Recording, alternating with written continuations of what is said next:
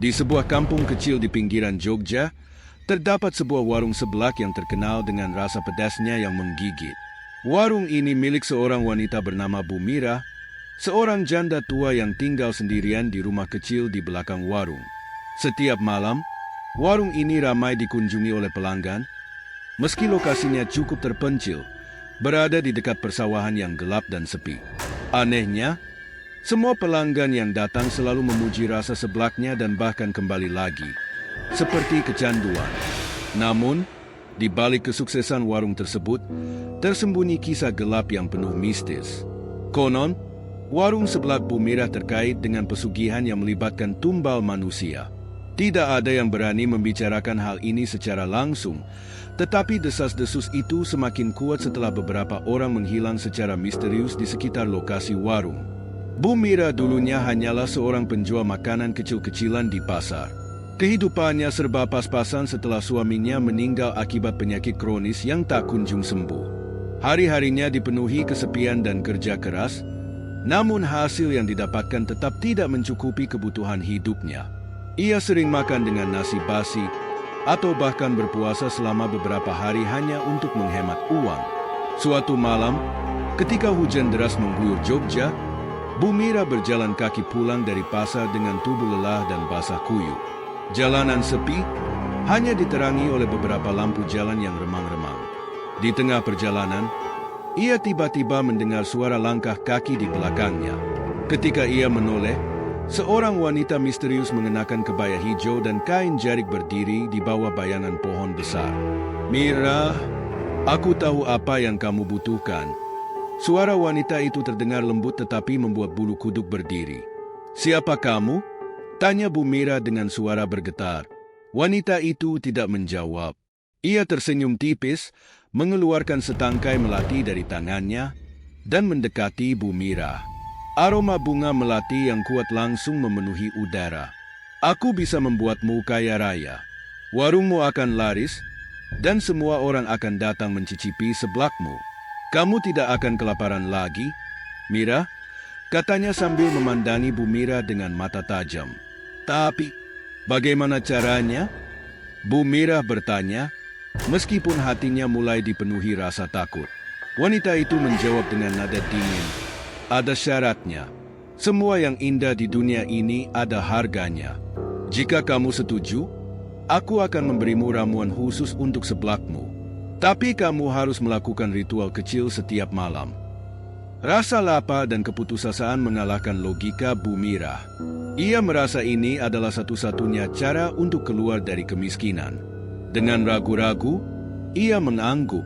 Wanita itu tersenyum lebar, tetapi senyum itu tidak memberikan rasa nyaman. Ia menyerahkan sikat daun pandan berwarna hijau tua yang beraroma tajam dan aneh. "Campurkan ini ke dalam kuah seblakmu setiap malam.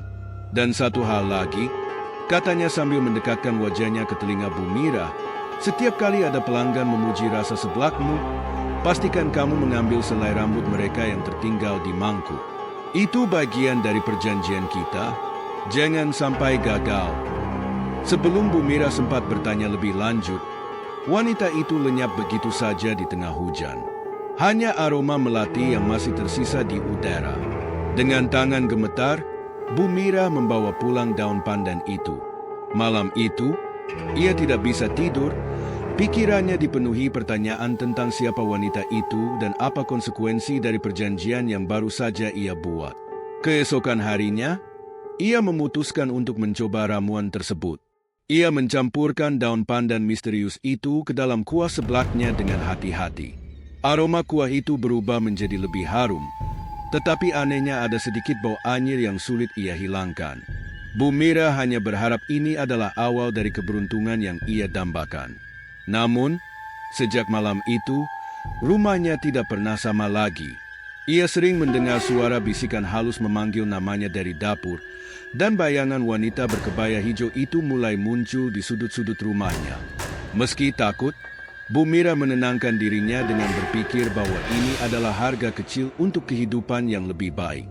Beberapa hari setelah menjalankan ritual itu, warung Bu Mira mulai ramai dikunjungi pelanggan. Orang-orang berdatangan dari berbagai tempat hanya untuk mencicipi seblaknya. Namun, Bu Mirah mulai menyadari keanehan. Setiap malam, ia mendengar suara-suara aneh dari dapurnya, seperti suara bisikan dan langkah kaki yang berat. Kadang-kadang, ia melihat bayangan hitam melintas di sudut matanya. Pada suatu malam yang dingin, Bu Mirah sedang duduk di dapur sambil memotong cabai ketika ia mendengar suara gemerisik di luar jendela. Dengan gemetar, ia mendekati jendela dan mengintip keluar. Di bawah sinar bulan yang redup, ia melihat sosok seorang nenek tua berdiri diam di tengah persawahan, menghadap ke arah warungnya. Nenek itu mengenakan kain lusuh, rambutnya panjang dan berantakan seperti tidak pernah disisir. Matanya kosong, dan senyum lebar yang terlihat seperti dipaksakan menghiasi wajahnya. "Mirah," panggil nenek itu dengan suara serak dan perlahan. "Seblakmu enak sekali."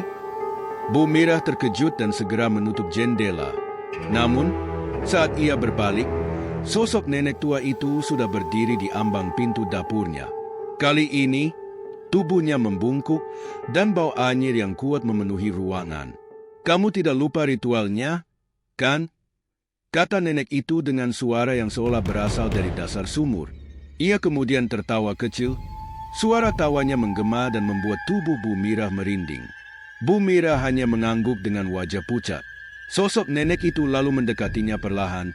Tangannya yang kurus kering menggapai meja dapur, dan dengan suara berbisik ia berkata, "Jangan berhenti, Mirah. Ingat, aku selalu mengawasimu." Setelah itu, nenek tua tersebut menghilang begitu saja, meninggalkan jejak tanah basah di lantai dapur. Bu Mirah tidak bisa tidur semalaman, merasa bahwa setiap sudut rumahnya dipenuhi dengan kehadiran sosok tersebut. Keanehan lainnya terjadi ketika salah satu pelanggan tetapnya, seorang mahasiswa bernama Arif, menghilang setelah makan di warungnya.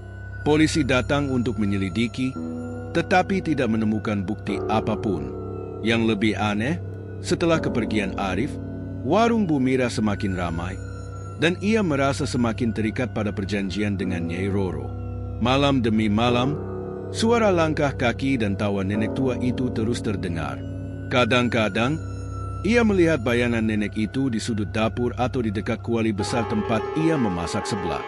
Suatu malam, ketika Bu Mirah mencoba melanggar ritual dengan tidak menambahkan daun pandan ke dalam kuali besar itu tiba-tiba berguncang sendiri, dan airnya memercik ke segala arah, meninggalkan bekas luka bakar di tangannya. "Jangan main-main, Mirah," terdengar suara nenek itu bergema di seluruh ruangan. "Ingat perjanjian kita?" Bu Mirah merasa dirinya seperti tawanan di rumahnya sendiri. Setiap sudut dapur, setiap mangkuk seblak yang disajikan, seolah-olah dipenuhi oleh mata yang mengawasi. Ia tahu bahwa dirinya sudah terjebak dalam lingkaran yang tidak bisa ia hindari. Semakin lama, ritual itu mulai menuntut lebih banyak. Tidak hanya sekadar mengambil rambut pelanggan, tetapi juga mulai mempersembahkan sesuatu yang lebih besar. Suatu malam, nenek tua itu muncul di mimpi Bu Mirah. Dengan suara lirih, ia berkata, "Kamu harus memberi lebih. Aku butuh darah, Mirah." Bu Mirah terbangun dengan tubuh berkeringat dingin. Ia berusaha meyakinkan dirinya bahwa itu hanya mimpi buruk. Namun, keesokan harinya, salah satu pelanggannya, seorang mahasiswa bernama Sinta, jatuh pingsan setelah makan seblak di warung Bu Mirah. Sinta akhirnya meninggal dunia beberapa jam kemudian di rumah sakit tanpa sebab yang jelas. Desa gempar, banyak yang mulai menghubungkan kematian Sinta dengan warung Bu Mirah. Namun, tidak ada bukti yang cukup kuat untuk menuduhnya. Bu Mirah semakin terjebak dalam rasa bersalah. Ia tahu bahwa ritual ini mulai memakan korban, tetapi ia tidak berani berhenti. Saat pemakaman Sinta, Bu Mirah berdiri di kejauhan, menyaksikan keluarga Sinta menangis di sekitar makam. Namun, di antara pelayat, ia melihat sosok nenek tua itu berdiri dengan senyum lebar, mengenakan kebaya hijau lusuh yang sama. Sosok itu menatapnya tajam, seolah mengingatkan bahwa ini baru permulaan. Setelah pemakaman, keanehan semakin menjadi-jadi.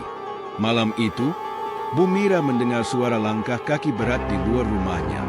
Ia mengintip dari balik tirai dan melihat barisan sosok bayangan hitam berdiri di depan pintu. Semuanya menghadap ke arah rumahnya. Mereka tidak bergerak, hanya berdiri diam seperti patung. Namun, dari dapur, ia mendengar suara tawa nenek tua itu lagi. Bu Mira semakin dihantui oleh rasa bersalah dan ketakutan. Suara-suara dari dapurnya semakin keras, dan ia mulai melihat sosok wanita berkebaya hijau di setiap sudut rumahnya. Ia mencoba menghentikan ritual tersebut, tetapi Nyai Roro muncul dalam mimpinya dan memperingatkannya. Kamu sudah berjanji, Mira, jika berhenti, kamu akan menanggung akibatnya. Suatu malam, seorang pemuda bernama Doni yang baru pertama kali makan di warung Bu Mira tiba-tiba jatuh sakit. Doni meninggal 3 hari kemudian. Tubuhnya membusuk dengan cepat tanpa alasan medis yang jelas. Desa semakin gempar, dan kecurigaan terhadap Bu Mira semakin kuat. Orang-orang mulai menjauhi warungnya, tetapi suara-suara dari dapurnya tidak pernah berhenti. Pada puncaknya, Bu Mira ditemukan tewas di dapurnya sendiri. Tubuhnya tergantung di langit-langit, tetapi yang paling mengerikan adalah senyum lebar yang membeku di wajahnya, seperti dipaksa oleh sesuatu. Di sekitar tubuhnya, terdapat jejak kaki berlumpur kecil yang menuju ke arah kuali besar yang kosong. Setelah kematiannya, warung itu dibiarkan terbengkalai. Namun, banyak yang bersumpah melihat sosok nenek tua berkebaya hijau masih berkeliaran di sekitar lokasi tersebut, tertawa lirih di malam hari. Tidak ada yang berani mendekat, dan warung seblak itu kini dikenal sebagai tempat terkutuk yang menyimpan rahasia kelam. Beberapa tahun setelah kejadian itu, lokasi bekas warung seblak Bu Mira dibiarkan terbengkalai. Warga sekitar sering mendengar suara-suara aneh, seperti suara orang tertawa dan aroma seblak yang menyengat di tengah malam. Mereka percaya bahwa arwah para korban masih gentayangan, dan Bu Mira terus dihantui oleh perjanjiannya dengan Nyai Roro. Hingga kini, cerita tentang warung seblak terkutuk ini masih menjadi legenda horor yang sering diceritakan di Jogja, terutama di kalangan anak muda yang penasaran dengan hal mistis.